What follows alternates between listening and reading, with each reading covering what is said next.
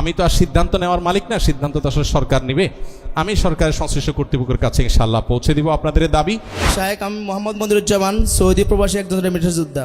আমরা যখন প্রবাসে যাই তখন আমাদের টাকার প্রয়োজন হয়, আমাদের লোন নিতে হয়, এবং কি প্রবাস থেকে আসার পরেও আমাদের অনেক সময় টাকার প্রয়োজন হয়।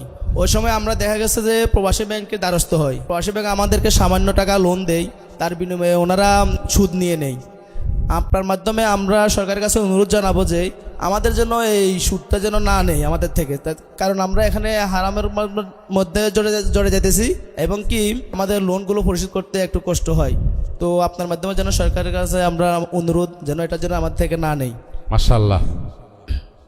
বাকি ভাই আপনারা সবাইকে একমত ওনার দাবির সাথে? মাশাআল্লাহ, এটা যৌক্তিক একটা দাবি। ভাইয়ের কি নাম যেন? মনিরুজ্জামান। কোন জেলা থেকে আসছেন আপনি? ফেনী জেলা থেকে এসছেন আর সৌদি আরবে প্রবাসে আছেন। মাশাআল্লাহ, মনিরুজ্জামান ভাই যে দাবি করেছেন